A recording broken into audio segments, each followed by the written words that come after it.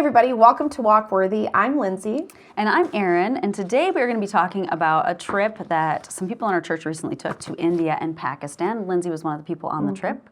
And so we're just going to hear about what the Lord did, what the preparation for that trip was like, and maybe some of the challenges that you faced along the way. Sounds great. All right, so I already said where you went, India, Pakistan, right? Yes. So I don't know, many people haven't traveled that distance. Some have, but I never had before. It's quite an undertaking. Yes. What is travel like headed to that part of the world? Very long. We had one domestic flight and then 2 international flights, if I'm correct, just to get to India. And then once we got in country, we had 1 more flight. So we were traveling for about 2 days, if I remember correctly, before the trip really even started per se. Right. So it was very long. It's very taxing on your brain. Like, how many more flights do we have? It's overwhelming. What are we doing? I was watching you guys because my husband was on the trip, so I was watching in this little app, Flighty, and so you could see, and it was crazy because we lived full days. I mean, we'd get up and then lived a full day, went to bed, got up, lived a full day, and you're just still watching this airplane travel. It's wild. It was crazy. Our longest flight, I think, was 14 or 15 hours. Which is a long time. It was a long time. Yeah, you try to sleep and you watch movies and you read and just count down the hours. And then you do it again. Yeah, and try to get there and just try to keep going and not go insane. So what's the point of going on a trip like this? There's obviously a lot of cost, not just financially, but physical cost, spiritual cost, mental cost. You know, there's a lot that goes into a trip like this. What is the point of doing that? Well, first and foremost, the point for anything that we do is the gospel. The gospel is worth us spending the money. It's worth us going. And, some people could say, and I think they talked about this a little bit on the Encore, but why can't we just send money? Isn't that enough? I think it's really important for us to go because it encourages people. It encourages the people that are already laboring there. We also bring with us a lot of resources that they don't necessarily have access to. Not only financially, but even Bibles or even just knowledge in Scripture, that they want to be discipled in as well. And so for us to go and do that, that's really important. And then also too, I think that for whatever reason, people want to come see Americans in other parts of the country. And it's kind of weird and it feels kind of weird, but if that will bring people to come hear the gospel, we're going to go and draw them there, even if they're just there to to see what this is. Exactly. See why are these Americans here? They're going to hear the gospel while they're there. So that matters. Well, and I think it's really easy as Americans to try to just throw money at a problem. Or I shouldn't say a problem, but we can throw money even at a goal or a mission or, missionaries come, here's some money. And that's good. Financial resources are important. But when we read in Scripture about laying down our life and what we're called to, it really has more, it has a lot to do, not just with money, but with ourselves and the cost to ourselves and loving in deed and in action. And so, that is a sacrifice, and that is a huge undertaking to go there, but that's part of what we're called to, too, not just to be writing checks. To me, that's easy. Here's $20, I don't know. Yeah. It's a lot harder to physically, to take the time away from family. You left your husband for 2 weeks, to get on an airplane, to travel all that distance, and then to sacrifice for that time costs me more than to just write a check. Oh, yeah, absolutely. It's a bigger deal. I mean, that's something that I literally was doing while preparing, was literally counting the costs. Okay, this is what the Lord calls us to. It's like you said, it's really easy to just, I showed up for an hour to do this. I wrote a check for this, I gave to that. And those are sacrifices, and it's not easy to do that. And not everybody will do that. Yeah. So it does matter to do those things. But what is the next level, and what does this cost really mean to my life? And there was a lot thrown into that. It was time away. It was what I get to do here at The Rock, which I love, giving that up for a couple of weeks and going and trying to share whatever gifting God has given me with other people. It was fear. It was sickness. It was, am I willing to sacrifice my physical body for this? What is the real cost of being a disciple of Christ? And it's so much more than just time. It could be our very life, but is that worth it to us? So as you calculate all these things, what made you decide that, yes, you would go? How did you know you were called to go on this trip and be part of it? Yeah, so I kind of like have struggled with this a little bit because sometimes I think when we think about God calling us to do something, we think like, I'm going to like read a verse that basically says like, go to India, go to Pakistan. His hand appeared and wrote on my wall. Exactly. Or like God's going to like write it in a cloud or something, or, and sometimes God does speak to us in different ways like that. I don't know about like writing it on a wall, probably just one guy, but anything could happen. I mean, God can do what he wants. I've never experienced that. So for me, it's sometimes difficult to figure out like, is God calling me to do this? Am I supposed to do this? Am I just doing this because, the team is going and trying to like navigate through that. And you were invited, so. I was invited, yeah. So I kind of, didn't say right away like, yeah, I'm ready to go because, I mean, I don't really want to go. It's not like an easy thing. It's not Paris, yeah, right? for sure. And if you don't like know me personally, I'm not a super adventurous, like, let's go type of person. I'm just not. I like to be home. It's just who I am. So it is like for me to even entertain the idea, I'm like, okay, does the Lord want me to do this? And for me in those situations when I really thought about, okay, why would I not go? What would be my reason for not going?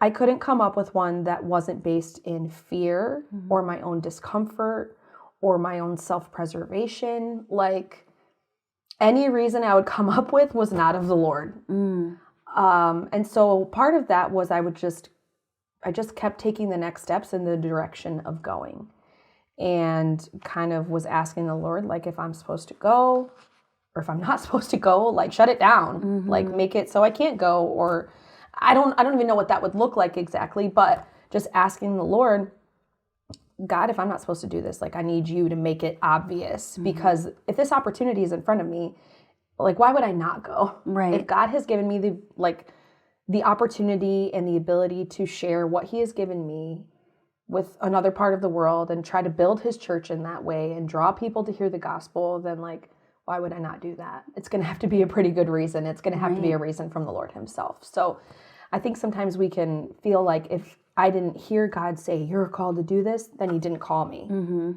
And we're all called. Yeah. Like, we're all called to go. We're all called to go share the gospel. That is literally what we're called to do. So that's the mission. That's it. Almost all we're called to do, that's the whole thing. So if I'm going to say no to that, like, I better have a really good reason. Yeah, that's good. And I didn't. That's really good. So I just kept walking in that direction. And at first we were just supposed to go to India. The Pakistan was kind of an add-on. And so there came a point when it's like, okay, I'm walking in the direction of India. Okay, well, now Pakistan is in the mix, which was a whole other, like, Pakistan? Like, right. Who goes to Pakistan? I don't know. It's crazy. So the same type of thing. Like, I really had to wrestle through, like, okay, why would I not go? And there was no other good answer. So, again, just kept walking and asked the Lord, like, shut this thing down if you don't want me to go. And he didn't, so. I think that's good, because sometimes, like you said, we're trying to discern the will of God, and we can overcomplicate it sometimes. Like, if I don't hear an audible voice from heaven, then I'm not going. Yeah. And sometimes we just have to take the next step. And I think we also have a misconception that if he calls us somewhere, we're going to be comfortable with it. And that's not true. You look at when he calls Peter to walk on the water, that's not comfortable. When he tells Moses to go to Egypt and tells him to go speak to Pharaoh, and Moses says, I'm a stutterer, I don't even speak well. What are you talking about? That's not a comfortable thing that he calls us to, but he was still calling those people. And sometimes he does call us in an area of fear and discomfort. And part of the point is, I think, to grow our own faith, because when he shows up and he helps us through that helps us rely on him, does a lot of things for our faith. But when we walk in his will, it's not always going to be the comfortable thing. Sometimes he does call us to things that are like way beyond our comfort zone. Way. And if it wasn't for the Lord, I wouldn't do it. I wouldn't. Of course. I would not be like, yeah, let's just go. Some people are like that. And that's awesome. Like, that's a gift to be that way. It is not me. So, like, for the fact that he calls me sometimes to do those things is just like, God really does use the people that are not equipped for the, like, he uses you in your weakness. Things, like, yes, he does. Right. He does. So that he can show his strength. For sure.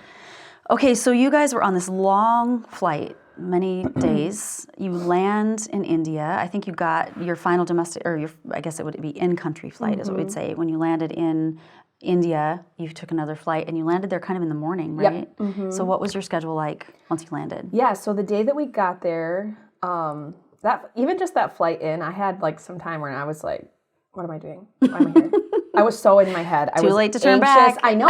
And it was almost like I felt like trapped. Like, no, I'm here. Like, I can't go home. There's no way out of this. Like, and really just had to like pray through that. I was listening to my worship music and just like, well, I'm here, and just like surrendered. So we landed. They picked us up. We went and did a Bible study that night with a bunch of women, which was really cool.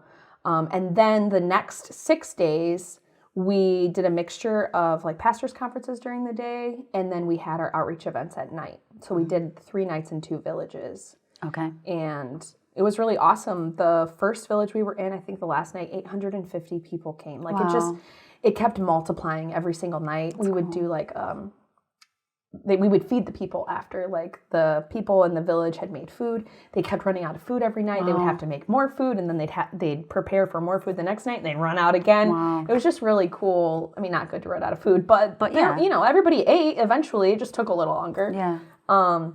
Yeah, it was amazing to see all the people that came, and I think they just like, you know, obviously God is drawing them. I think they also just heard like there's Americans in our village. Like, what the heck? Like, go get your friends. What are they doing here? Because we weren't in like a big city, so there weren't Americans going to these villages, you know? So I think that was a really big deal to them, just to come like, wow, it's so cool that they came to like see where we live. And so that was very cool. That's very cool. What... To prepare, you couldn't have prepared, you know, ahead of time. You know the flight, you know what the schedule's going to be, but to actually prepare for a trip like this, you can't know everything that you're going to face. But how do you prepare before you leave? Yeah. So for me, as far as like physically, I tried to like know as much as I could, so I could bring as much stuff as I could to try to just make myself survive. Like, I know. Like, I'm an American. I'm thankful to be an American, but like we just don't deal with stuff that other people deal with. And so I just tried to be very prepared in that. But spiritually, most importantly, like I really tried to, I felt like the Lord prepared me for this trip more than he ever has before. And it's almost like just asking him to do it. Like I would just pray, God, like, prepare me in ways like I don't know, because like you said, you don't know what you're going to expect, and you don't always have to know, but like he knows, like he knows where you're going. He knows the people you're going to meet. He knows what you're going to need.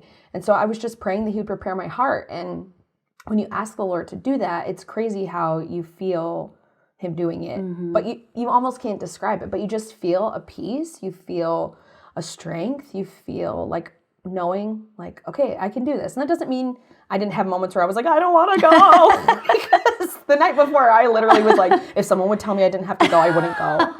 But still, like overall, I just knew like the Lord was going to carry me. I knew he was preparing me. I also really felt during this trip more than ever, I just had such like a beautiful community of women in particular that were praying for me, that were checking in on me. How are you doing? How are you feeling? Praying for me for very specific things. They're like, text me, even like if you're worried about something, whatever it is, how silly it seems, like text me about it. And so I would, and like just I felt that so much. I knew like these women got me. Like I am covered in prayer by these people. And I had never really felt that. I mean, I've been on other trips before. I'd never felt it so much than this trip.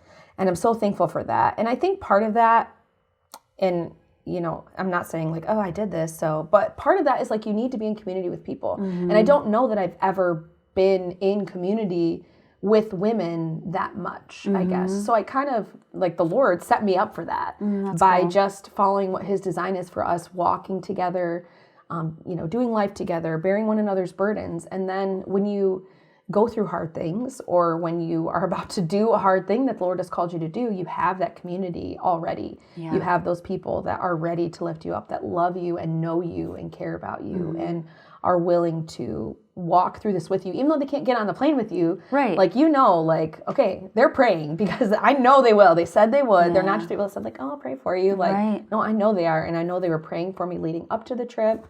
And I was just really thankful for that. And it helped me a lot. Well, and some of that is having the courage to be vulnerable and honest and say, I am a little nervous.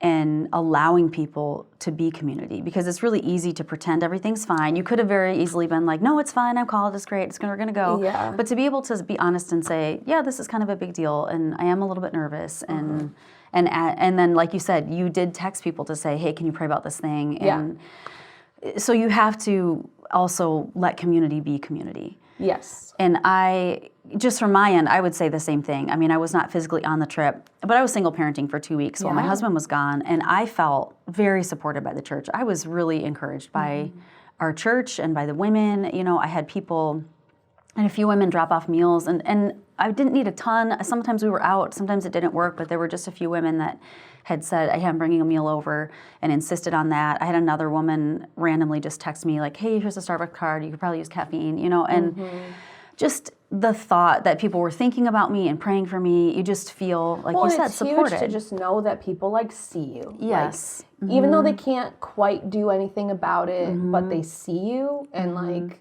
that's enough sometimes. Yeah. Like, thank you for seeing me. Yeah. Seeing I'm kind of struggling right now. And, you know, that goes far beyond what we're talking about. Yes. But it's so powerful just to know that you have people that are with you. Yeah, and it's a good reminder to all of us that you just send the text. Pray for the person, tell them that you're doing that. Send a little gift card, send a note, even a card. I mean, all of those things remind people that they have community, that they have fellowship, that they have people that are walking with them, and that encourages them to take the next step and continue on in whatever God has called them to do. Yeah. And that helps us do difficult things, like go to India and Pakistan. Yep. Yes, it does. Okay, so you prepare as much as you can. You take this long flight, you get there. Your schedule was pretty crazy. I've been on several trips. We've done trips in the States, and then trips as well out of the country.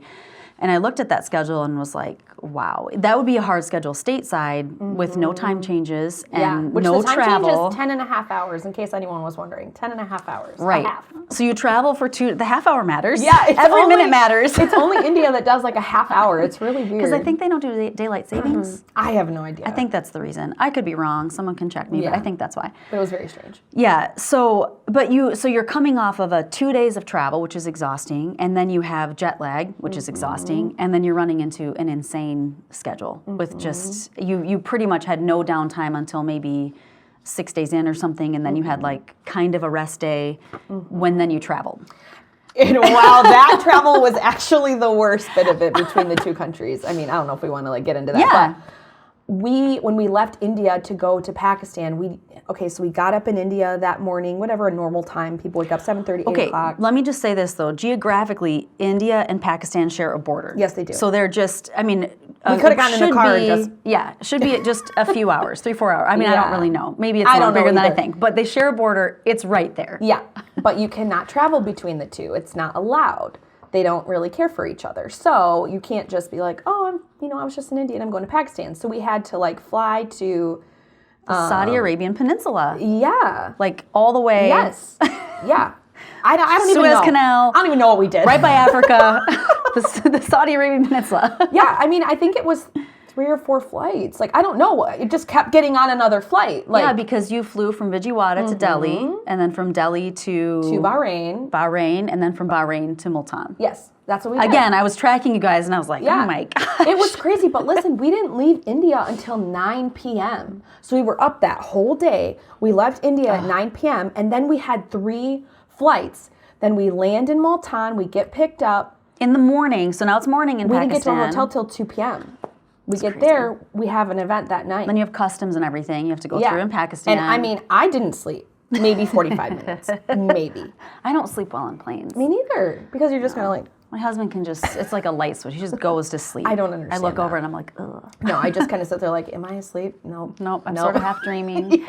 It's very bizarre. But that travel was crazy because, I mean, it was almost 48 hours of just being up. And, then we go and do a service, which was the same day. So you land, you check into your hotel, and you have a service that night, which is crazy. It was crazy. Yes. And then it was so nice. The pastor, he had us to his home for dinner that night, and it was so nice. They had like this beautiful spread of food. I felt so bad because I was just sitting there like I felt like my head was spinning because I was so tired. Oh my goodness. Like that travel, that portion was the worst. Wow. It just, because we were just so tired. I was at least. I don't know about the rest of them. So that's a physical challenge. Thankfully, nobody got sick, which is a huge blessing. Which was crazy. Yes. What other challenges did you face on the trip? Yeah, so, I mean, it's hot. Like, luckily, the way our schedule was, we weren't really out in, like, the beating sun, but it was still really hot, especially going from whatever it was here, 20 degrees to almost 100 degrees every day. That's part of it. There's also just, like, different things. Like, with the food, like, it's difficult. We're not used to eating what they're eating. So, like, our bodies could have very easily reacted poorly to that. They also eat with their hands, like, which is just different for us. You know, you're sitting out in a field with a plate of rice and some chicken, and you're mixing it up, and you're just shoveling into your mouth, and, like, that's just not what we do, okay? So, just things like that you just have to overcome and just kind of, like, give yourself to it. Like, this is what we're doing. The way they do things, like, time-wise as well, like, here we're very like scheduled, like this is what we're doing, this is when we're doing it, and a lot of times it's just not like that. It's like, okay, well, we're supposed to leave at this time, maybe we will, maybe we won't, maybe we'll be back at this time, maybe we won't, and just kind of like giving yourself like Pastor Ernesto said, you have to prepare to be kidnapped, like not literally kidnapped, but like we're gonna be gone, they can have us, we're gonna do whatever they tell us to do, and they'll bring us home when we're done, you know? Yeah, and that is very not how we do things here. Not at all. I don't like to ride with people. Because you don't want to get stuck. I don't want to get stuck, and I like to have control over my own schedule. And I want to leave when I want to leave, and get there when I want to get there. And, I know. And all of that. I'm very selfish that way. If I can drive alone, Same. It literally is a sacrifice for me to be like, I'll ride with you. Yep. Which is terrible. Absolutely. It's not good. But that is luckily, there's not really anything else to do. Right. So you're just kind of like, whatever, I'll do whatever you want me to do. But I totally get that. But I don't know. I tend to be kind of more like, I'm just kind of an easygoing type of person, like whatever you want to do. But that could be a real struggle for some people, just like not knowing what does my schedule look like today. Yeah. So those are some physical things. I'm trying to think if there's anything else. I mean, their bathrooms are different. That's tricky. So just kind of like worrying about that. But it was fine. But it's Praise just the different. Lord. We're American, okay? And like there's stuff that we don't deal with. Yeah. So things get tricky. Yep. Spiritually, emotionally. Yeah, so I kind of really struggled like the first couple days that we were there. And I kind of struggled going into the trip as well too. You know, everybody has what God has gifted them in and they want to use it, right? So that's what I wanted to do and be there. Like, I feel like God has called me to lead worship. He's called me to sing. He's like gifted me in that way. And like, that's what I want to use. And I struggled even going into the trip too, kind of, you know, the devil will kind of play on your insecurities. Like, it doesn't matter if you go. Wes can preach the gospel even if you don't go. And just kind of those things that get into your head. And so I'd really prayed, like, God, would you show me, like, why I'm here? Like, confirm to me that it matters, you know? And so I kind of struggled the first couple days there because I was like, I don't think it matters. You know, like, I just felt like, I don't know. I just was kind of struggling mentally, feeling like it didn't matter that I was there and nobody cared and they didn't want me to use my gifting. And I don't know. It was just kind of a struggle. And so then I'm trying to like fight against it with the truth. Like, no, it does matter. And God brought you here for a reason and all these things. But I definitely kind of like fought that in the beginning spiritually.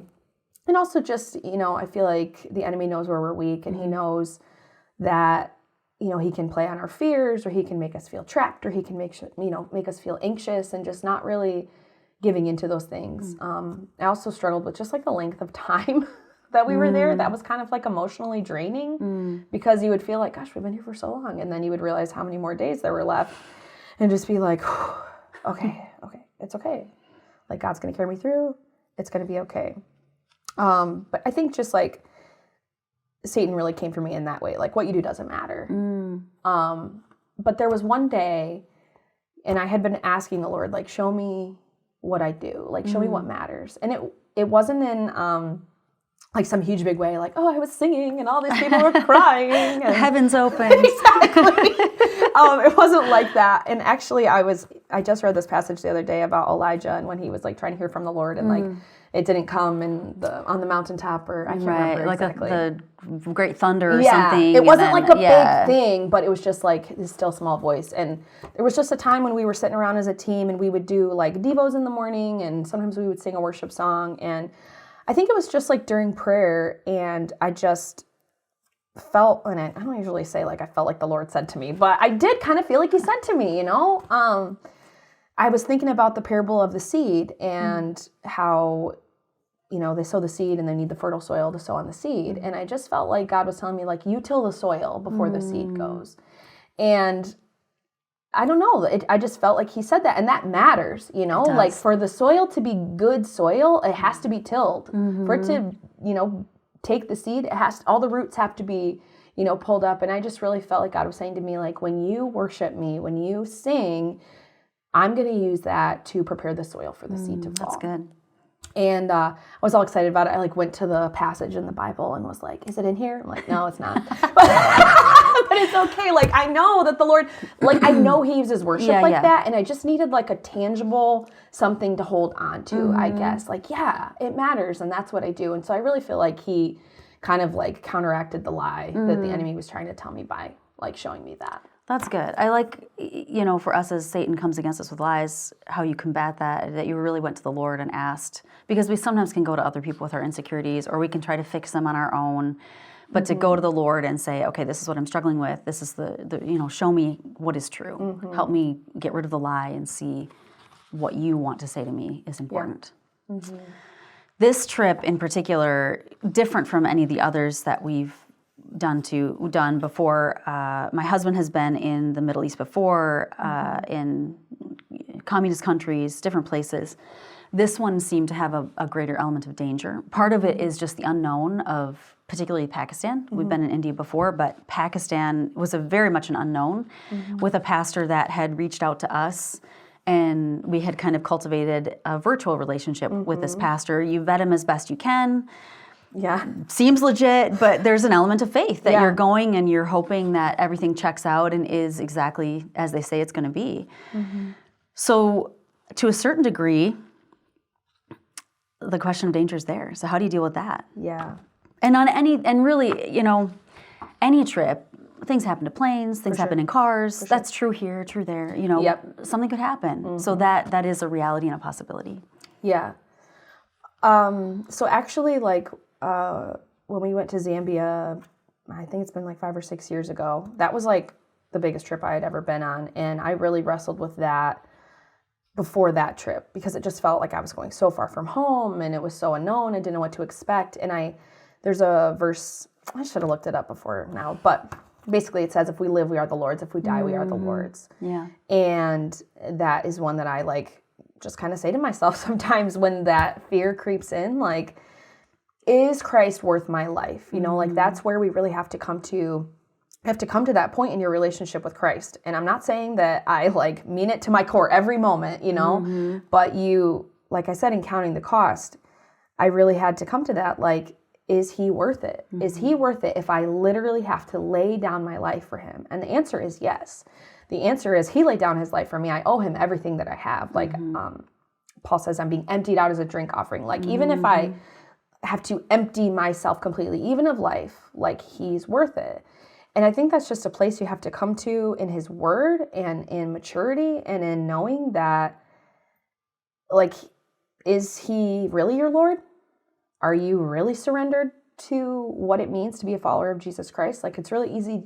It's not easy to be a follower of Jesus Christ here in America, but kind of. But kind of. Yes. Like, you don't necessarily have There's not real persecution the way there is other places. No. Like, we might get made fun of. You might get ostracized. Maybe you don't get the promotion. Yes. But it's not the same as getting flogged or imprisoned or cut killed. off from your family. Yeah. Like, in India, if someone is in the Hindu faith and they accept Christ, they are cut off from their community. They're cut off from their family. Like, so when we do things like this, and particularly in India, they're more hostile to the gospel there, and there can be, I can't remember what they're called, but Hindu extremists, or I don't remember what it is, but people that will come against you if you're preaching. And so that's a very real thing, but we just have to decide, like, okay, is God really who he says he is? Did he call me here? And I really loved that. I think it was Dave Wagner when we were on the trip. He just said something about, like, wanting to be in God's will. And I know it sounds weird and like kind of cheesy to say, but like, God's will is the safest place for you to be. Yeah. Like, if I didn't go because I was afraid, like, it's almost more dangerous for me to be here because I wasn't willing to trust the Lord to go. And just trusting that, like, his plan is good. And if it's for me to lay down my life for him, like, he's worth that. And it's difficult. It's not an easy thing to say. I don't even like saying it out loud right now. My husband doesn't like to think about that. You don't like to think about that with Wes on the other side of the world. Like, it's very difficult. It's not an easy thing to say, but it's just where you throw your hands up and say, like, I'm not in control of this anyway. Me being afraid or anxious isn't going to change anything. These people that we're going to share the gospel with are worth it. Their souls are worth it. And then just kind of leaving it up to the Lord. But if we live, we are the Lord's. If we die, we are the Lord's. Either way, we're the Lord's. Yeah. And that can be a comfort. And I think this is where we prove whether we believe what we say. It's easy to say and to quote, yea, though I walk through the valley of the shadow of death, I will fear no evil. But suddenly you're about to go, I'm sticking my husband on a plane. I have 5 kids. If something happens, this is quite a disaster in my life. Absolutely. But you have to face that possibility that something terrible could happen. And be willing to surrender even to that to still be willing to say, okay, goodbye, I'm praying for you, and like you said, the Lord's will. And I do believe that God is able, as he did with Daniel, to keep my husband safe in the midst of the lion's den, but then you have the Hebrew boys saying, but if not, he's still good, right? I mean, I think of Job where it says, yea, though he slay me, yet will I praise him. Yes. And that kind of has to come down to, this is the test of, do I believe that or not? I know. And so you go, the team goes, Wes goes, and you come to that moment of decision in your own heart. Do I really believe this? Yeah. And will I walk this out in faith? And pray, of course, for safety. Pray that everybody comes back. Pray that everything is fine. Lord, this is what I'm asking. But if not, then I surrender, and I trust that somehow you're going to work that mess out, you know? And it's so hard, and it's hard every, time I've been on one of these trips to, like, really have that realization. And like you said, things can happen here too. We need to, like, live in an awareness of that. But, yes. I think that, like, I am thankful for that, because if you're not confronted with that decision, like, do you know if you really believe what you say you believe? And that's not like saying if you don't have the opportunity to go on a dangerous missions trip that your faith's not real. But I do know that the Lord has used it to grow my faith. Yeah. And to look back and say, like, I believed you then, I'll believe you now, and you're still good. And you brought me back then, and I'm thankful. But this time, if you don't, like, you're still good, and I'm still going to worship you, and I'm still going to praise you, and I'm still going to go. I'm not going to run away from it. And I think it helps us cut away at idolatry in our life. For me, the couple weeks leading up to this trip was really heavy, more so than any trip I remember being. It just was really heavy to carry. It was almost like exhausting. Because I just felt it settle on, which you kind of then are like, right. Why what does that mean? Heavy? Yeah, like, am I literally saying goodbye for the last time? I know, like, I thought the same thing. It just was a hard trip. And to the point where all of us were kind of like, we just need to rip this Band-Aid off, and you guys just need to leave. I can't deal with this anymore. Just start this trip about it anymore. It's just too much. Yeah. But it also, we talked, Wes and I have talked at length, I'm sure you and Brendan talked at length, and then even the team talked about being willing to go. And Wes was even like, the only reason I wouldn't leave is because I don't want to leave my family. I wouldn't want to abandon my kids to have no father. But the truth of that is ultimately idolatry. Not that we don't use wisdom. I'm not saying just like run into crazy places, but where God calls and where he opens the door, for me to not go, and like you were saying, that, like, I'm either prioritizing my own comfort over where he's called me, or I'm prioritizing my lack of anxiety. I want to be safe. I don't want to feel anxious, so I'm not going to go. Or something could happen to my husband, so he's not going to go. And we have all of these little areas that can be idolatry that keep us from the will of God.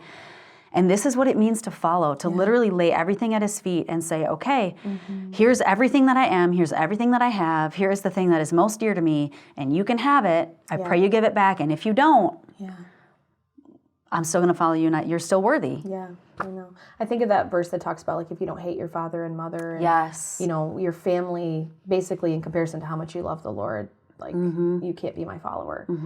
And that is, like, such a harsh reality. And I've struggled with that verse for a long time, because I love my family. Of course, everybody loves their family. Right. I mean, some people don't, but most people. But if you love your family, you love your family. Yeah, if you love your family, you know what I'm talking about.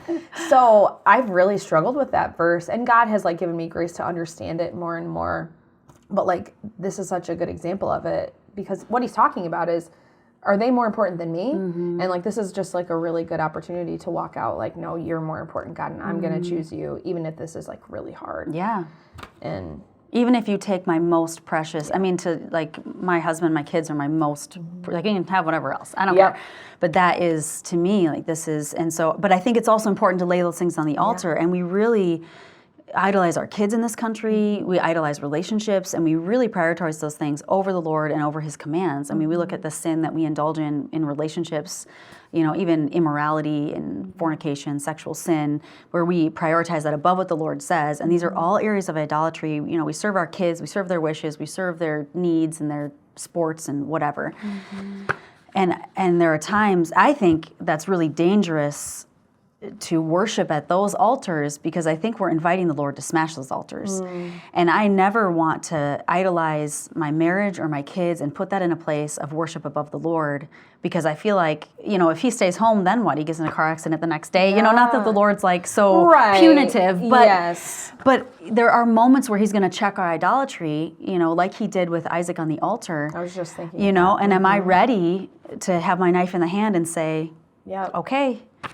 And that's a good check for our own hearts. Absolutely. Even if we do come home, and we did, praise the Lord. Praise the Lord. But like, God still uses those things to really check us and say, am I really your Lord? Do you really love me like you say you love me? Do you believe the things that you're saying, telling other people they should do? Are you really going to walk that out in your own life? And it grows our faith in a huge way. But to get on that plane, every single person had to say, I'm willing. Whatever happens, I'm willing. Yeah, and it was kind of funny, because when we were, when the plane started to descend into Pakistan, that's when it was really like, what are we doing? It was crazy, because in India we had a prior relationship with the pastor that was there, and we knew him. He's been here. It just wasn't like that going into Pakistan. And praise the Lord, it all turned out awesome, and the church there was awesome, and the pastor and his wife and their family, so great. But you don't know. You're like, we're now descending into Multan, and you're like, everybody starts like packing up their stuff and kind of getting like serious, like, what are we doing? But it all ended up being really great. Okay, so I don't want to spend too much more time, but what you see these church function in these other places. We had relationships with churches in both countries. What is it like to see that church function? Can you speak a little bit about the church? It's so cool, and there are differences, but I mean, it's mostly just like, oh, their songs are different than ours, or like it's louder than ours, which it was a lot louder than ours. But also, like at the core, you can just tell like this is the same God, this is the same Holy Spirit. It's at work in them just like it's at work in us. And it is so powerful to see that on a global scale, to see that in areas that you would never be able to see it. It makes your view of God different, because you just realize like he's not up there only speaking English, and you know, like, not an American God. He's not an American God, and it's so. I'm not like blaming anybody, because it's so difficult. Like God is so big that it's so hard to really capture what He is, and the depth that He is, and the fact that He meets those people every single day right where they're at, and the same Holy Spirit is walking with them and is in them every single day, the believers that are there. And it just really, we were talking a little bit with the team, like, I just want to think about God like that all the time. I don't want to just remember when I go somewhere. I want Him to like permanently change my view of Him, to like see Him for what He really is, like the God of the universe, the creator of the universe, not just the creator of America, the creator of the universe. And He sees and loves those people and died for those people. And that's super powerful to see. That's cool. So do you have one, I mean, maybe not one takeaway, but what did the Lord teach you through this whole process? Yeah. Well, some of the days I was texting you because you've been on these trips and just know what it's like. And I just needed a woman to talk to sometimes. But one thing that you were like saying that really helped me was just like, just go the next day. Just go one more day. And I really, even going into the trip, the verse that kept, and this phrase kept coming up in songs I would hear, and obviously it's from a verse, but just not leaning on my own understanding. Because if I do that and I try to understand everything, I panic. But just not leaning on that understanding, trusting that the Lord has it all worked out, trusting that if He called me there, then He's going to walk me through it, and he's going to accomplish his purpose in it. And so even though I would be like, oh my gosh, we have 9 more days. Okay, but what did God ask you to do today? Yeah. You know, how can I focus on what he wants me to do today? How can I be faithful today? And that applies in any hard thing that you're going through, any difficult thing he's called you to, any hard season, which I think we've talked about with, you know, interviewers and like people that we've interviewed and things like that. Like, okay, can I just go today? And, you know, the Bible talks about, don't worry about tomorrow. Each day has enough trouble of its own. Get into trouble if you look too far out. Yes, like focus on today. What do you need to take care of? How can you be faithful to the Lord? How can you honor him? How can you be his hands and feet today? And that's just something that I want to apply even when I'm not going through something hard, you know, like, okay, God, here I am. I'm giving you my day, whatever it is. I just want to be faithful to you. And it seems so like simplistic, but I think we get so freaked out about the future, or like, how much longer is this going to be going on? Or, you know, all those things, instead of just being like, I don't need to figure it out. I'm going to lean not on my own understanding. I'm going to acknowledge you. You're going to direct my paths. I'm going to look back and be like, wow, look where God brought me because I just took the next step. Yeah, that's good. So I don't know what that looks like in people's life, but hopefully Just take the next step. Just take the next step. Just go one more day. Let's go one more day. And God's going to meet you. Yeah. And you're going to look back and see what he's done. So that's great. Yeah. Well, thanks, Lindsay. Yeah. Well, we want to thank you for joining us today, and we hope that this was an encouragement and a blessing to you as we've learned about laying down our life and not just doing the things that make us comfortable and following the Lord even when it's a little bit scary. So we hope that you have a great week, and until next time, walk worthy.